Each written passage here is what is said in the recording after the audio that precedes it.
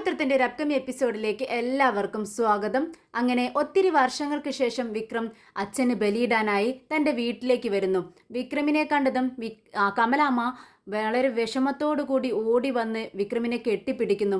അത് കണ്ടതും വിക്രമിനും വിഷമം വരുന്നുണ്ട്. രണ്ടുപേരും കെട്ടിപ്പിടിച്ച് കരയുന്നു. എൻ്റെ പൊന്നു മോനെ, എത്ര വർഷമായടാ നീ ഇങ്ങോട്ടേക്ക് വന്നിട്ട്?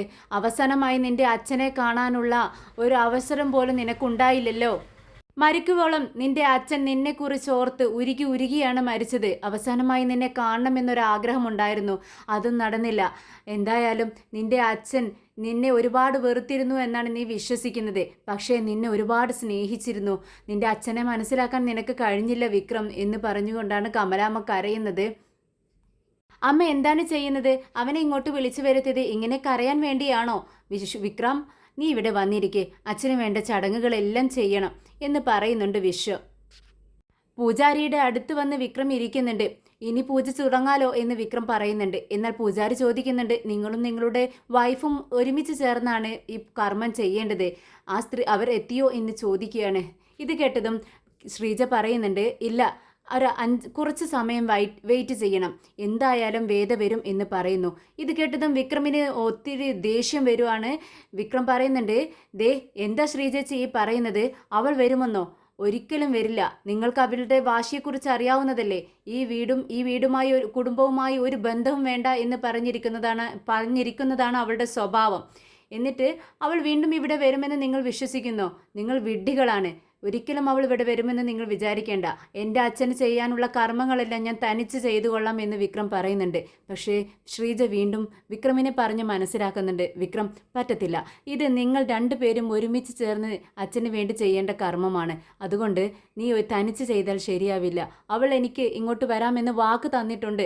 അതുകൊണ്ട് ആ വാക്ക് തെറ്റിക്കില്ല എന്നാണ് എനിക്ക് തോന്നുന്നത്. അതുകൊണ്ട് കുറച്ച് സമയം കൂടി നമുക്ക് അവളെ കാത്തിരിക്കാം എന്ന് പറയുന്നുണ്ട്. കമലാമ്മയും അതിനോട് അനുകൂലിക്കുന്നു. കമലാമ്മ പറയുന്നുണ്ട്, ശ്രീജെ, ഈ ഒരു ചടങ്ങിന് അവൾ വന്നില്ല എന്നുണ്ടെങ്കിൽ ഇനി ഒരിക്കലും ഈ പടി അവൾ ചവിട്ടരുത്. ഇത് എൻ്റെ ഉറച്ച തീരുമാനമാണ്. ഇതേ സമയം വേദ വളരെ ധർമ്മസങ്കടത്തിൽപ്പെട്ടിരിക്കുന്ന ഒരു സമയമാണ്. വേദ ഇങ്ങോട്ട് വരാൻ വേണ്ടി അച്ഛൻ്റെ കർമ്മത്തിന് വേണ്ടി വരാൻ വേണ്ടി പുറപ്പെട്ടതാണ്. പക്ഷേ ഒരു അർജൻറ്റ് മീറ്റിംഗ് ഉള്ളത് കൊണ്ട് തന്നെ തിരിച്ച് ഓഫീസിലേക്ക് തന്നെ പോകുന്നു. അവിടെ വെച്ച് മീറ്റിങ്ങിൽ പങ്കെടുക്കുകയാണ്. അല്പസമയം അതിൽ പങ്കെടുക്കേണ്ടതായി വേദയ്ക്ക് വരുന്നു. അങ്ങനെ മീറ്റിംഗ് തീർന്നതും പെട്ടെന്ന് തന്നെ പുറത്തേക്ക് ഇറങ്ങുന്ന വേദയെ കണ്ട് കപിലൻ ചോദിക്കുന്നുണ്ട്, എന്ത് പറ്റി വേദ?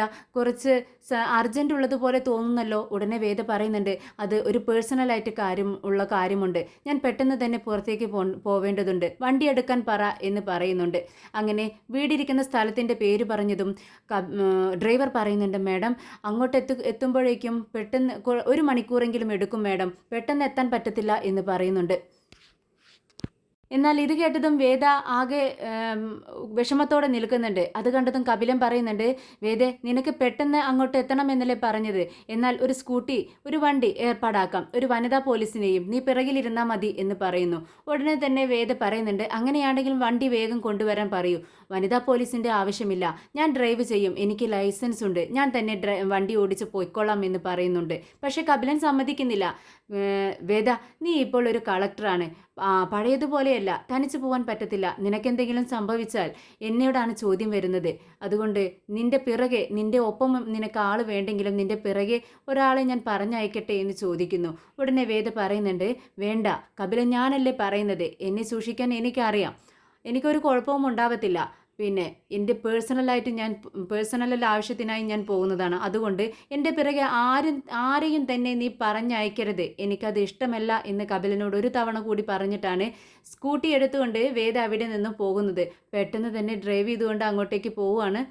എന്നാൽ അവിടെ എത്താൻ വേദ അല്പം സമയം എടുക്കുന്നുണ്ട്. അതുകൊണ്ട് തന്നെ വേദയെ കാണാത്തത് കൊണ്ട് തന്നെ വിക്രം അല്പം ക്ഷമയില്ലാതെ ഇരിക്കുകയാണ്. ആകെ ദേഷ്യത്തിൽ വീണ്ടും ശ്രീജേച്ചിയോട് പറയുന്നുണ്ട്, ശ്രീജേച്ചി സമയം എത്രയായി?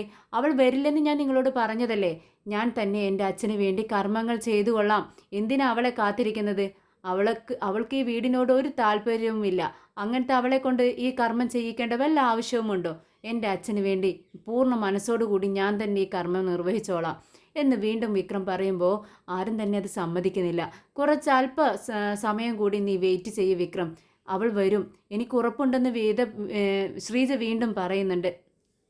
അങ്ങനെ സമയം പോയിക്കൊണ്ടിരിക്കുന്നു. എല്ലാവരും പുറത്തേക്ക് നോക്കിക്കൊണ്ടിരിക്കുകയാണ്. വേദയും കാത്തുകൊണ്ട് വേദ പെട്ടെന്ന് അവിടെ എത്തുന്നു. എന്നാൽ അതിനു മുമ്പ് വിക്രം ചടങ്ങുകൾ ചെയ്യാമെന്ന് പറഞ്ഞ് വിക്രമിൻ്റെ നിർബന്ധപ്രകാരം ചടങ്ങുകൾക്ക് ആരംഭം കുറിക്കുകയായിരുന്നു. അപ്പോഴാണ് വേദ അവിടെ എത്തുന്നത്. അത് കണ്ടതും നന്ദിനി പറയുന്നുണ്ട്, അതാ ശ്രീജച്ചി വേദ വന്നു. എല്ലാവരും അങ്ങോട്ടേക്ക് നോക്കുകയാണ്. വേദ ഓടി കിതച്ചുകൊണ്ട് അകത്തേക്ക് വരുന്നുണ്ട്. വേദയെ കണ്ടതും ഒരു നിമിഷം എല്ലാവരും വേദയുടെ മുഖത്തേക്ക് നോക്കുവാണ്. വേദ ശ്രീജയോട് പറയുന്നുണ്ട്, ശ്രീജച്ചി എനിക്കൊരു അർജൻറ്റ് മീറ്റിംഗ് ഉണ്ടായിരുന്നു, സോറി ഞാൻ എത്താൻ അല്പം വൈകിപ്പോയി. അതുകൊണ്ട് തന്നെ വിക്രം അവിടെ നിന്നും ചാടി എഴുന്നേൽക്കുന്നുണ്ട്. വേദയെ കണ്ടതും ഒരു ഭ്രാന്തനെ പോലെ ആവുകയാണ് വിക്രം. നിന്നോട് ആര് പറഞ്ഞു ഇങ്ങോട്ടേക്ക് കയറി വരാൻ? വേണ്ട, ഇറങ്ങിപ്പോക്കോ. എൻ്റെ അച്ഛന് വേണ്ടി കർമ്മം ചെയ്യാൻ എനിക്കറിയാം. ഈ വീടിനോട് ഒരു കൂറുമില്ലാത്ത ഒരു കൊലയാളിയെ, എൻ്റെ കുഞ്ഞിനെ കൊന്ന കൊലയാളിയല്ലേടി നീ. അങ്ങനെ ഒരു കൊലയാളിയെ കൊണ്ട് എൻ്റെ അച്ഛനെ കർമ്മങ്ങൾ ചെയ്യിക്കേണ്ട അവസ്ഥ എനിക്കില്ല, ഇറങ്ങിപ്പോ എന്ന് പറഞ്ഞുകൊണ്ട് ഷൗട്ട് ചെയ്യാണ് വേദയെ. വേദയ്ക്കും ഇത് കേട്ടതും ദേഷ്യം വരുന്നുണ്ട്. വേദ ഒന്നും മിണ്ടാതെ നിൽക്കുവാണ്. എന്നാൽ മിണ്ടാതെ നിൽക്കുന്ന വേദയോട് വീണ്ടും വിക്രം ദേഷ്യത്തോട് പറയുന്നുണ്ട്, ദേ ഇവളോടൊപ്പം കർമ്മങ്ങൾ ചെയ്യാൻ, ഈ ഒരു കൊലയാളിയോടൊപ്പം കർമ്മങ്ങൾ ചെയ്യാൻ എന്നെ കിട്ടത്തില്ല. എൻ്റെ അച്ഛന് കർമ്മം ചെയ്യാൻ ഞാൻ മാത്രം മതി, ഞാൻ ചെയ്തു കൊള്ളാം എന്ന് പറയുന്നു. എന്നാൽ ഇത് കേട്ടതും വേദയ്ക്ക് ദേഷ്യം വന്നു. കൊലയാളി എന്ന് വേദയെ സംബോധന ചെയ്തത് വേദയ്ക്ക് ഒട്ടും ഇഷ്ടപ്പെട്ടില്ല. ഞാനല്ല കൊലയാളി, നീയാണ്. ഈ നാട്ടുകാരോട് ചോദിക്കണം, ഈ വീട്ടുകാരോടും. രണ്ട് വീട്ടുകാരുടെയും വിശ്വാസം തകർത്തുകൊണ്ടല്ലേ നീ ഒരാളെ കൊന്ന് ജയിലിലേക്ക് പോയത്. പിന്നെ നീ എന്നെ എന്തിനാണ് കൊലയാളി എന്ന് വിളിക്കുന്നത്? ഞാനൊരു കളക്ടറാണ്. എന്നോട് സംസാരിക്കുമ്പോൾ മാന്യമായി സംസാരിക്കണം, സൂക്ഷിച്ച് സംസാരിക്കണം. എനിക്കും നിന്നോടൊപ്പം കർമ്മങ്ങൾ ചെയ്യാൻ ഒട്ടും തന്നെ താല്പര്യമില്ല. ശ്രീചേച്ചി, ഞാൻ വേറെ കർമ്മങ്ങൾ ചെയ്യുകയാണെങ്കിൽ ഞാൻ വേറെ ഇരുന്ന് ചെയ്തു കൊള്ളാം. ചേച്ചി വിളിച്ചത് കൊണ്ട് മാത്രമാണ് ഞാൻ ഇങ്ങോട്ടേക്ക് വന്നത്. പിന്നെ അച്ഛനോടുള്ള എൻ്റെ കടപ്പാടും, എൻ്റെ അച്ഛനാണ്. എൻ്റെ അച്ഛന് വേണ്ടി കർമ്മങ്ങൾ ചെയ്യേണ്ട എന്ന് പറയാൻ നീ ആരാ എന്ന് വിക്രമിനോട് ചോദിക്കുന്നുണ്ട്. എന്നാൽ രണ്ടുപേരും തമ്മിൽ ഇതിനും വേണ്ടി ഉഗ്രം വഴക്കായി. ഇത് കേട്ട് എല്ലാവരും പരസ്പരം നോക്കിക്കൊണ്ട് എന്ത് ചെയ്യണമെന്നറിയാതെ നിൽക്കുന്ന ഒരവസ്ഥ. അങ്ങനെ കമലാമ്മ രണ്ടുപേരോടുമായി തൊഴുതുകൊണ്ട് പറയുന്നുണ്ട്, നിങ്ങൾ ഇങ്ങനെ വഴക്കടിക്കാൻ വേണ്ടിയാണോ ഇവിടെ വന്നത്? അതോ അച്ഛന് വേണ്ടി കർമ്മങ്ങൾ ചെയ്യാനാണോ വേണ്ടിയാണോ വന്നത്? അച്ഛന് വേണ്ടിയാണ് വന്നതെങ്കിൽ കർമ്മങ്ങൾ ചെയ്ത് മിണ്ടാതെ പൊക്കോണം. അല്ലെങ്കിൽ ഈ നിമിഷം തന്നെ ഇവിടെ നിന്ന് ഇറങ്ങിക്കോണം രണ്ടുപേരും. അദ്ദേഹത്തിൻ്റെ ആത്മശാന്തിക്ക് വേണ്ടിയാടാ വിക്രം ഞാൻ നിങ്ങളെ വിളിച്ചു വരുത്തിയത്. ഇനിയും നിങ്ങൾ ഇങ്ങനെയൊക്കെ ചെയ്യാൻ തന്നെയാണോ തുനിയുന്നത്? അച്ഛൻ ജീവിച്ചിരിക്കുമ്പോൾ നിങ്ങൾ രണ്ടുപേരും അച്ഛൻ ഒരു സമാധാനവും കൊടുത്തിട്ടില്ല. ഈ മരിച്ചു പോയ അദ്ദേഹത്തിനെങ്കിലും ഒരു കുറച്ച് സമാധാനം നിങ്ങൾക്ക് കൊടുത്തൂടെ എന്ന് തൊഴുകയോടുകൂടി കമലാമ്മ ചോദിക്കുകയാണ്. അത് കേട്ടതും ഒരു നിമിഷം രണ്ടുപേരും സ്റ്റക്ക് ആവുന്നുണ്ട്.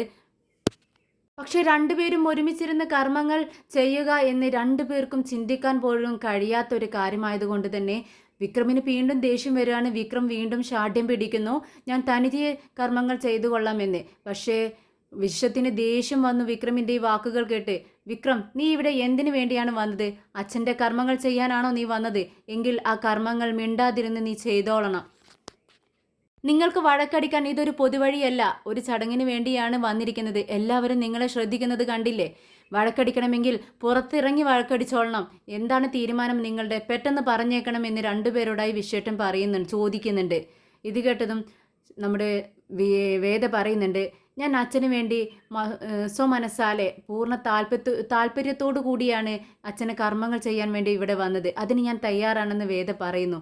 ഉടനെ തന്നെ വിക്രമും പറയുന്നുണ്ട്, ഇവളോടൊപ്പം കർമ്മങ്ങൾ ചെയ്യാൻ എനിക്ക് ഒട്ടും താല്പര്യമില്ലെങ്കിലും അച്ഛന് വേണ്ടി ഞാൻ ഇതിന് സമ്മതിക്കുന്നു എന്ന് വിക്രം പറയുന്നു. ഉടനെ തന്നെ വിശ്വം പറയുന്നുണ്ട്, ശരി, ഞങ്ങൾക്കും അത് തന്നെയാണ് വേണ്ടത്. നീ കുറച്ചു നേരത്തേക്ക് മിണ്ടാതിരിക്കും വിക്രം, കർമ്മങ്ങളൊന്ന് തീരട്ടെ, എന്നിട്ട് നിങ്ങൾ പെട്ടെന്ന് ഇവിടെ നിന്ന് പോയിക്കോളൂ എന്ന് പറയാണ്. അങ്ങനെ രണ്ടുപേരും ഒരുമിച്ചിരിക്കുകയാണ്. അച്ഛന് വേണ്ട കർമ്മങ്ങളെല്ലാം പൂജാരി പറയുന്നത് പോലെ തന്നെ രണ്ടുപേരും അതുപോലെ തന്നെ ചെയ്യുന്നുണ്ട്. അല്ലെങ്കിൽ ചോറെല്ലാം ഉരുട്ടി എങ്ങനെ വെച്ചുകൊണ്ട് പുറത്ത് കൊണ്ടുപോയി വെക്കുകയാണ്. എന്നിട്ട് കൈ കൊട്ടി കാക്കയെ വിളിക്കുന്നുണ്ട്. പൂജാരി പറയുന്നുണ്ട്, ഇതിൽ നിന്നും കാക്കകൾ പടച്ചോറ് കഴിക്കുകയാണെങ്കിൽ ആത്മാവിന് ശാന്തി കിട്ടി എന്നാണ് അർത്ഥം. അല്ലാന്നുണ്ടെങ്കിൽ ഈ ചെയ്ത കാര്യങ്ങളെല്ലാം വിഫലമായി പോകും കമലാമ്മ എന്ന് പറയുന്നുണ്ട്. എന്നാൽ കൈകൊട്ടി മൂന്നാല് തവണ കൊട്ടി വിളിച്ചതും കാക്കകൾ വന്ന് കൂട്ടത്തോടെ വന്ന് ചോറ് കഴിച്ചു പോവുകയാണ്. അത് കണ്ടതും എല്ലാവർക്കും സന്തോഷമാവുന്നുണ്ട്. അച്ഛൻ്റെ ആത്മാവിന് ശാന്തി കിട്ടിയല്ലോ എന്നുള്ള ആശ്വാസത്തിനാണ് എല്ലാവരും. അങ്ങനെ ചടങ്ങുകളെല്ലാം കഴിഞ്ഞ് പൂജാരിക്ക് ദക്ഷിണയും എല്ലാം കൊടുത്തു, ക്യാഷ് എല്ലാം കൊടുത്തുകൊണ്ട് പൂജാരി അവിടെ നിന്നും പോകുന്നുണ്ട്. പിന്നീട് നമ്മുടെ ശ്രീജ രണ്ടുപേർക്കും ഓരോ ജോഡി ഡ്രസ്സുകൾ കൊടുക്കുകയാണ്. ആദ്യം വേദയ്ക്ക് കൊടുക്കുന്നുണ്ട്, പിന്നീട് വിക്രമിന് കൊടുക്കുന്നുണ്ട്. രണ്ടുപേരും അമ്മയുടെ അനുഗ്രഹം വാങ്ങിക്കുകയാണ്. പെട്ടെന്ന് തന്നെ വേദ അവിടെ നിന്നും ഇറങ്ങിപ്പോകുന്നുണ്ട്. എല്ലാവരും വേദയെ നോക്കുന്നുണ്ട്. പിന്നീട് എല്ലാവരുടെ മുഖത്തേക്കൊന്ന് നോക്കിക്കൊണ്ട് നമ്മുടെ വിക്രമും അവിടെ നിന്നും ഇറങ്ങുന്നു. വേദ അങ്ങനെ പെട്ടെന്ന് ഓഫീസിലെത്തുന്നുണ്ട്. കുറച്ച് അർജൻറ്റ് വർക്കുകൾ ചെയ്ത് തീർക്കാനുണ്ട്. പക്ഷേ വേദയ്ക്ക് ഒന്നിനും കഴിയുന്നില്ല. അവളുടെ മനസ്സിലാകെ ഇവിടെ നടന്ന സംഭവങ്ങളാണ്. വിക്രമിനോടൊപ്പം ഇരുന്നത് അവൾക്ക് ഒരുപാട് നാണക്കേടായി തോന്നുന്നു. ഒരിക്കലും വിക്രമുമായി ഇനി ഒരു ബന്ധവും ഉണ്ടാവില്ല എന്ന് 8 വർഷത്തോളമായി അവൾ വിചാരിച്ചിരുന്നതാണ്. പെട്ടെന്ന് വിക്രമിനെ കാണുകയും അവനോടൊപ്പം സമയം ചിലവഴിച്ചതും വേദയ്ക്ക് ഒട്ടും തന്നെ ഉൾക്കൊള്ളാൻ കഴിയുന്നില്ല. ആ ഒരു മനസ്സിൽ അതിനുള്ള വിഷമം ഇങ്ങനെ തിളച്ച് മറിയുവാണ്. അന്നേരം ഓഫീസിലിരിക്കുന്ന സമയത്ത് ഒരു സ്റ്റാഫ് വന്ന് കുറച്ച് ഫയലുകളുമായി അങ്ങോട്ടേക്ക് വരുന്നു. ആ ഫയലുകൾ മേടിച്ച് വേദ ഒന്ന് തുറന്നു നോക്കുന്നു. അതിലുള്ളതെല്ലാം ശരിയല്ല എന്നും പറഞ്ഞുകൊണ്ട് ഫയൽ അങ്ങ് വലിച്ചെറിയുന്നു. ആ സ്റ്റാഫിന് വളരെ വിഷമമാവുന്നുണ്ട്. ഈ ഫയലല്ല നിങ്ങളോട് കൊണ്ടുവരാൻ പറഞ്ഞത്, നിങ്ങൾ എന്താണ് ഈ ചെയ്തു വെച്ചിരിക്കുന്നത്, ഞാൻ പറഞ്ഞത് പോയി കൊണ്ടുവരൂ എന്ന് പറഞ്ഞുകൊണ്ട് ഷൗട്ട് ചെയ്യാണ്. ഇത് കേട്ടതും സോറി മാഡം സോറി എന്ന് പറഞ്ഞുകൊണ്ട് അതെല്ലാം നിലത്തു നിന്നും പെറുക്കിയെടുത്ത് ആ സ്റ്റാഫ് അവിടെ നിന്നും ഇറങ്ങിപ്പോകുന്നു. ഇതെല്ലാം കണ്ടുകൊണ്ട് കപിലൻ അവിടെ ഇരിക്കുന്നുണ്ട്. കപിലൻ ഒരു ബോട്ടിലെടുത്ത് അത് തുറന്നു കൊടുത്ത് വേദയ്ക്ക് കൊടുക്കുവാണ്. എന്നിട്ട് പറയുന്നുണ്ട്, ഇതിൽ നിന്നും കുറച്ച് വെള്ളം കുടിക്കു വേദ. നീ എന്തിനാ എനിക്ക് വെള്ളം തരുന്നത്, എനിക്കതിൻ്റെ ആവശ്യമില്ല, ഞാൻ നിന്നോട് ചോദിച്ചോ എന്ന് വേദ ഉറക്കെ ചോദിക്കുന്നുണ്ട്. എന്നാൽ കപിലൻ പറയുന്നുണ്ട്, വേദ നീ എന്തിനാ ഇങ്ങനെ ദേഷ്യപ്പെടുന്നത്, ഒന്ന് അടങ്ങ്, ഇതിൽ നിന്ന് അല്പം വെള്ളം കുടിക്കേ, നീ ഒന്ന് കാമാവട്ടെ എന്ന് പറയുന്നു. ഉടനെ ആ ബോട്ടിൽ വാങ്ങിച്ച് വെള്ളം കുടിച്ചിട്ട് അങ്ങനെ അല്പനേരം കണ്ണടച്ചിരിക്കുകയാണ് വേദ. എന്തു പറ്റി വേദേ ഇങ്ങനെ ഷൗട്ട് ചെയ്യുന്നത്, നീ ചെയ്യുന്നത് ശരിയാണോ? ആ സ്റ്റാഫ് വളരെ പാവം പിടിച്ചൊരു സ്റ്റാഫാണ്. നിൻ്റെ ദുഃഖങ്ങളെല്ലാം മനസ്സിൽ വെക്കണം നീ. അത് പുറത്തേക്ക് പാവപ്പെട്ടവരുടെ ദേഹത്തേക്കല്ല ദേഷ്യപ്പെടേണ്ടത്. അവർ നമ്മുടെ ശമ്പളത്തിൽ കഴിയുന്നുവെന്ന് വെച്ച് നമ്മുടെ ദേഷ്യമെല്ലാം അവർ അനുഭവിക്കണമെന്നില്ല, അവർ സഹിക്കണമെന്നില്ല. നീ എന്തിനാണ് അവരോട് ഇങ്ങനെ ദേഷ്യപ്പെട്ടതെന്ന് കപിലൻ ചോദിക്കുന്നുണ്ട്. അത് ചോദിച്ചതും വേദയ്ക്ക് തൻ്റെ തെറ്റ് മനസ്സിലാവുന്നുണ്ട്. ഞാൻ ചെയ്തത് തെറ്റാണെന്ന് എനിക്കറിയാം കപിലൻ, ഞാൻ കുട്ടിയോട് സോറി പറഞ്ഞോളാം, ഞാൻ അല്പം പേഴ്സണലായിട്ടുള്ള ടെൻഷനിലാണ്. ഉടനെ കപിലൻ പറയുന്നത് അതെന്താണെന്ന് ഞാൻ ചോദിക്കുന്നില്ല. ഉടനെ വേദ പറയുന്നുണ്ട്, എന്താണെന്ന് പറയാനുള്ള താല്പര്യവും എനിക്കില്ല.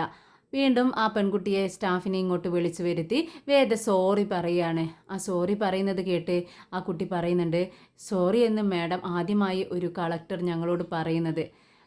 മാഡം സോറി ഒന്നും പറയേണ്ട ആവശ്യമില്ല. അപ്പോൾ വേദ പറയുന്നുണ്ട്, എൻ്റെ ടെൻഷൻ മൂലം ഞാൻ നിങ്ങളോട് ദേഷ്യപ്പെട്ടതാണ്, അതെൻ്റെ തെറ്റ്, സോറി പറയേണ്ടത് എൻ്റെ കടമയാണ്, സോറി, ഇനി ഇങ്ങനെ ഉണ്ടാവില്ല എന്ന് പറയുന്നു.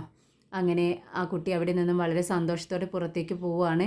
അങ്ങനെ കപിലൻ പറയുന്നുണ്ട്, ഇപ്പോൾ നിനക്ക് സമാധാനമായില്ലേ, ഇപ്പോൾ നീ കാമായോ എന്ന് ചോദിക്കുകയാണ്.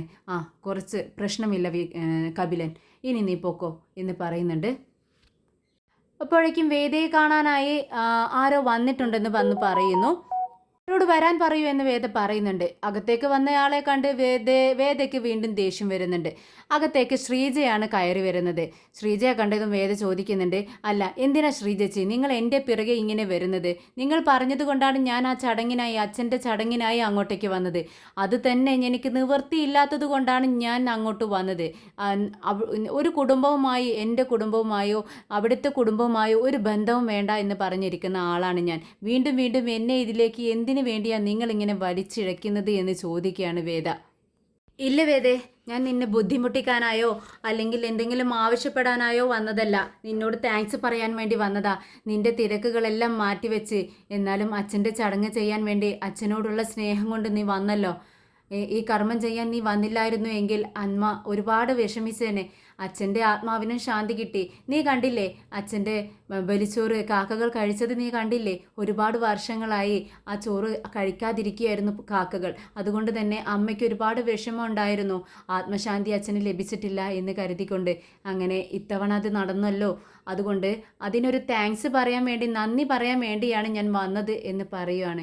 ഇത് കേട്ടതും വേദ പറയുന്നുണ്ട്, നിങ്ങളുടെ സന്തോഷമൊക്കെ നിങ്ങൾക്ക് വലുത്, എൻ്റെ സന്തോഷം ആരും നോക്കുന്നില്ലല്ലോ.